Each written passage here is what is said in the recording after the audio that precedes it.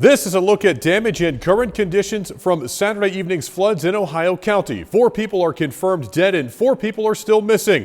That's where we begin this edition of News 9 at 6. Thank you for joining us. I'm Bill Steinbach. West Virginia Governor Patrick Morrisey has issued a state of emergency in Ohio County. He spoke during a press conference earlier this afternoon.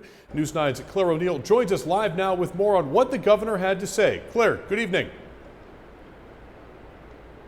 Thanks, Bill. That's right. 4 have been confirmed dead, one of those being a 3-year-old child, and 4 are still missing at this time. Now, Governor Patrick Morrisey called this a unicorn event in which 3 to 4 inches of rain hit heavily in narrow areas of the county from Valley Grove to Triadelphia in less than an hour. Now, I'm just going to step out of the shot behind me. As you can see, there's also places like here at Wheeling Creek that still have cars submerged in the creek and still need to be retrieved. Now, at the press conference today, Morrisey first spoke on the additional rain that we are seeing and urges people to not get around the road in those affected areas and wait for updates. We'll have a full list of those on our website, WTOB9.com, along with road closures. State and local agencies are working to find those additional missing people. Morrisey said the water is receding and those efforts continue. The National Guard and the Division of Natural Resources are in the area and are using drones, UTVs, dive teams, and swift water boat rescue teams. Valley Grove's water system is also down, but distribution of water and supplies is taking place at the local fire department on Route 40 for those additionals for those without power. Officials are working with AEP, are in communication with FEMA, and have mobilized the National Guard to support local operations.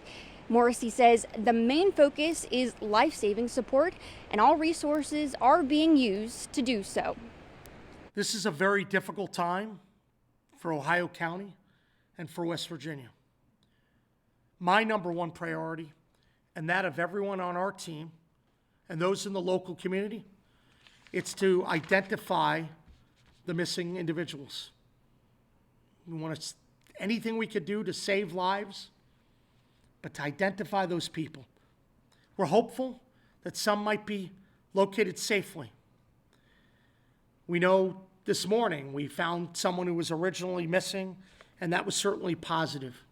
I want to ask everyone to keep all of these missing people in your prayers.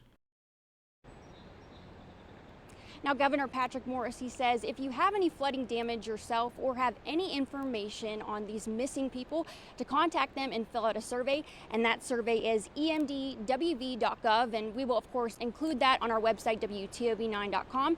And be sure to stick with us as we continue to provide more information in regards to this flooding. But for now, reporting in Wheeling, I'm Claire O'Neill, News 9.